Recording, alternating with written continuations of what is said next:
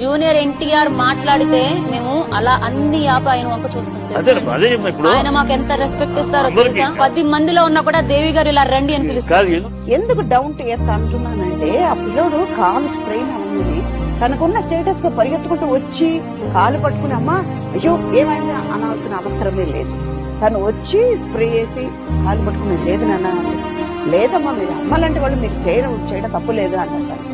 వారి కంట్లో నేను తడి చూశానమ్మా, నా కంట్లో తడి వచ్చిందని. అది ఎందుకు రావాలమ్మా?